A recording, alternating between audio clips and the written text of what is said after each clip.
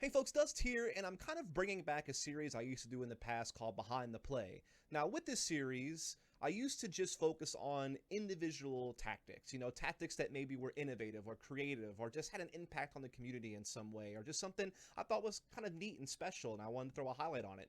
And I still will do that occasionally, but I want to expand this so that I can do more content. And so, with Behind the Play, I'm also just going to be taking a look at how certain teams are performing on certain maps, and I'm going to try to choose teams that are doing really well on certain maps and kind of highlighting some of the things that they are bringing to the table that helps them be successful and kind of experimenting. So cut me some slack. Obviously, it's kind of down times with all the quarantines and stuff going on, and there's really not much LAN play going on. So I'm kind of looking at LANs in the past, and one of the big storylines before we started seeing LANs kind of go away was NaVi's huge success at IEM Katowice 2020, where they actually won the title.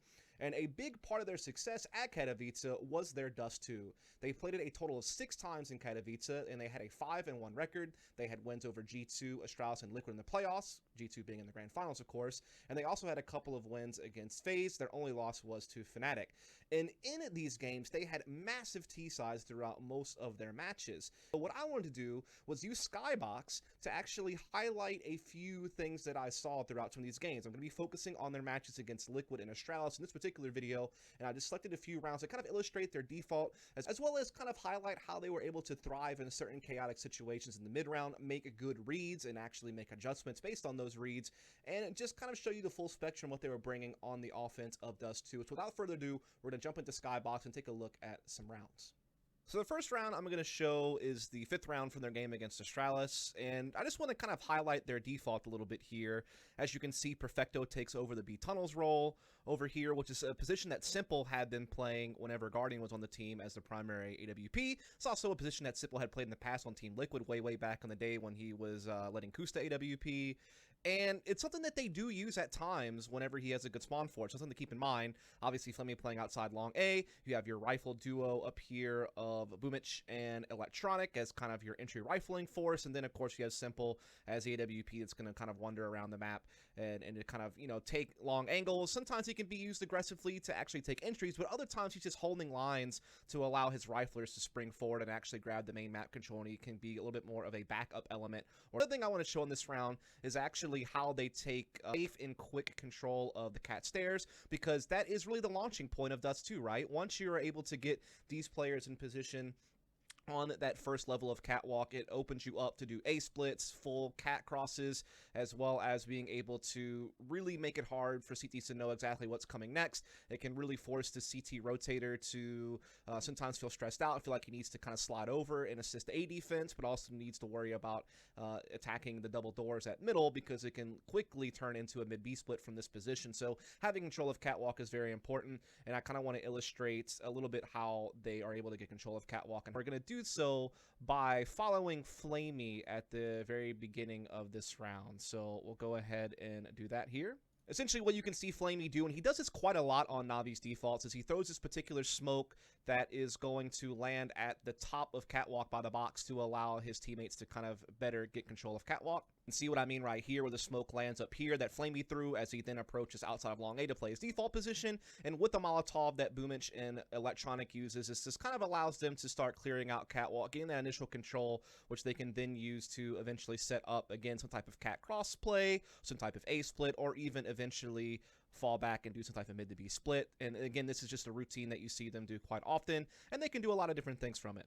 This particular round, you can see that they eventually decide to go for a CT drop play with Boomich leading the charge. This is kind of a position that Boomich likes to use quite a lot to allow his other riflers, such as Simple and Electronic, or if Simple has an WP, just be the ones crossing catwalk and attacking the site. Obviously, they'll use typical Molotovs on the site itself, as well as potentially on the A slope to force CTs back, and this eventually forces the Opper to have to worry about not only the normal cat cross, but also have to worry about someone attacking him from the low side up the slope, which gives him too many things to worry about at once. Also, some good pop flashes can force this Opper back. And originally this round, Boomich actually gets caught through the smoke by an op of Dupree, which really kind of slows everything down. But you can see that Electronic and company are able to respond off of this quite well. As they lose their control, they actually double back through catwalk, and now we'll actually be able to follow Simple and just see some of his playmaking ability here, just kind of thriving in the chaos, being able to work with this team, using that AWP, getting that initial pick, and then eventually just being able to do lots of damage, creating all this pressure, able to actually cross over to the window side and then split this bomb site site with his teammates,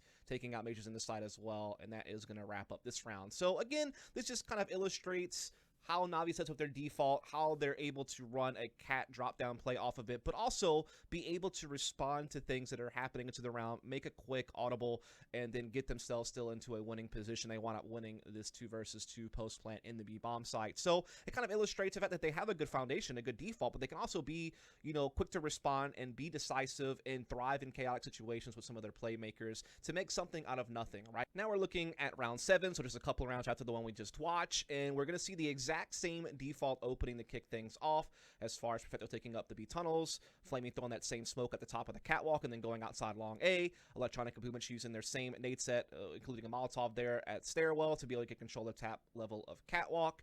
And so this basically looks the exact same as what we saw a couple of rounds ago. However, this time they don't drop Boomich down into CT spawn. This time around, you're going to see them do actually a full catwalk cross. After being delayed a bit, they're able to just kind of use typical utility to start working their way up into the A site with some good flashes and smokes along the way.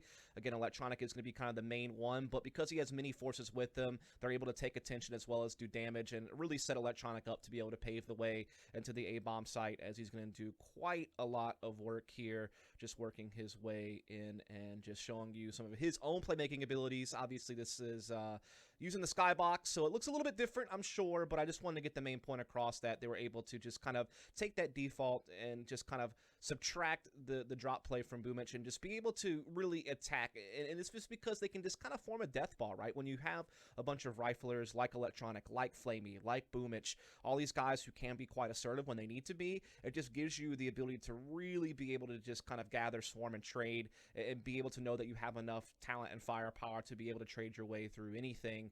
And then, of course, you have Simple's AWP as well. That can be the mix. And also, you'll see him rifle at times also in certain setups. And so this is kind of an illustration of that.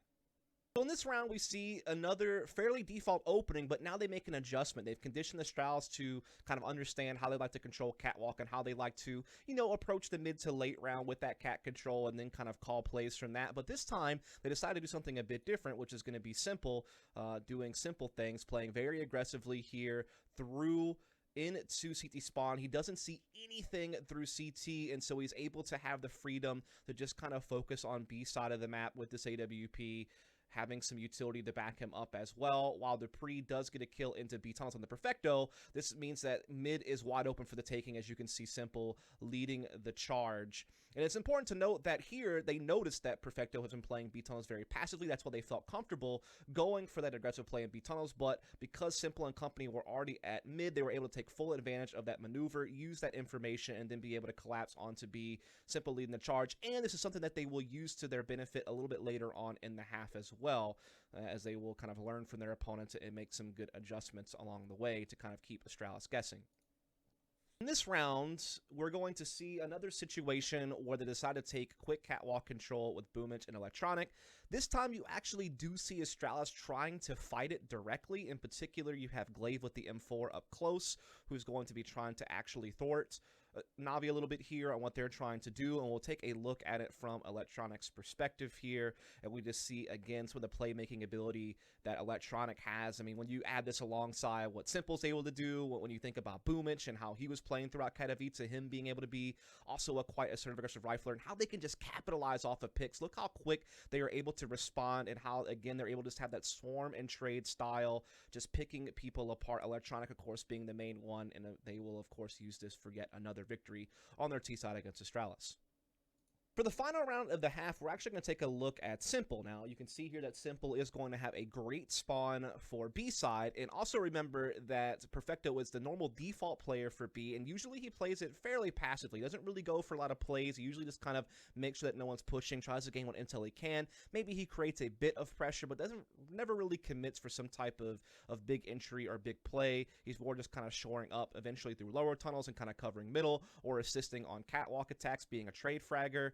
And so Astralis are used to being able to pressure B tunnels when they want to, as we saw even a few rounds ago, and they actually picked off Perfecto. Unfortunately for them, Simple had control of middle and punished them by doing a mid-B split, but you get the point.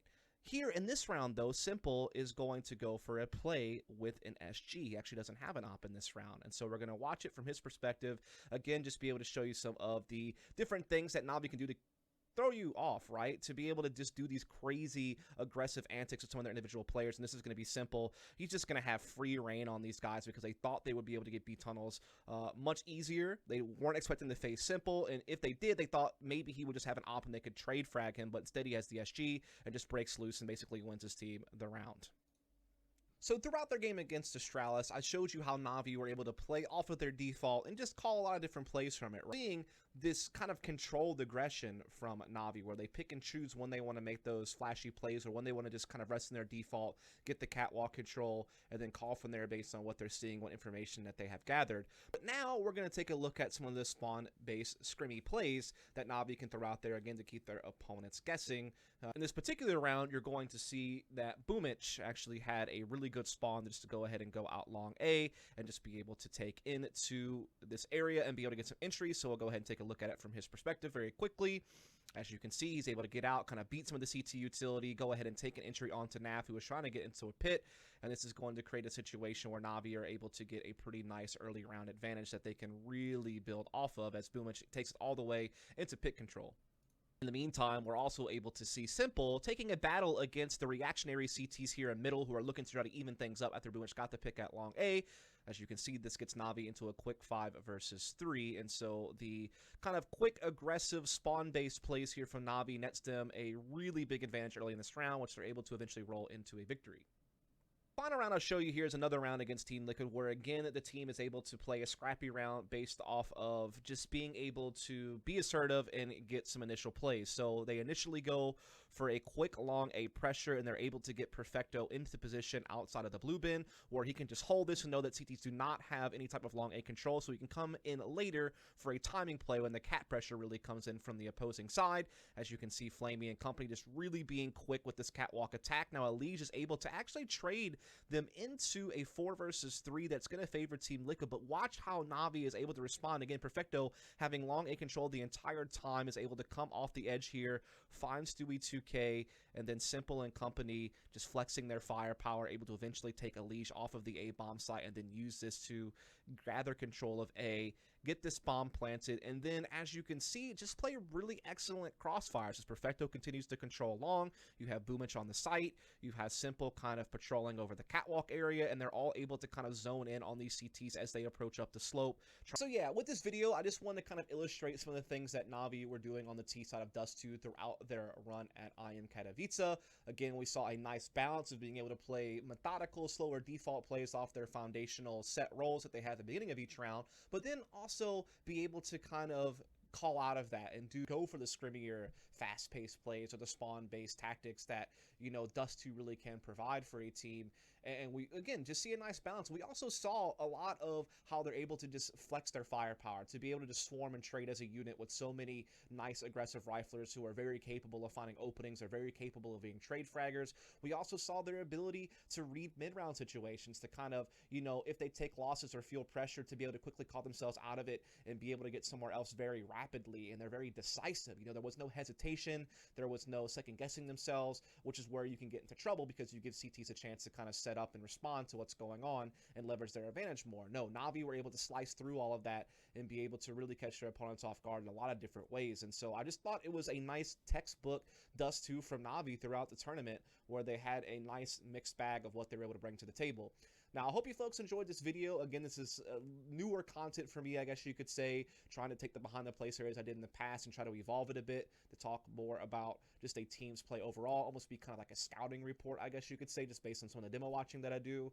And I'll experiment with how in-depth I want to go on certain things in the future, or how long I want videos to be in the future, and I really would appreciate all of your feedback, as again, this is something a little bit different for me. It's not the same, you know, Dust discusses like I usually do, which I'll still do some of that, but I'm trying to do other things too, and so this is, you know, another option for me. So I hope you folks enjoyed it. Please provide your feedback, and I'll catch you next time.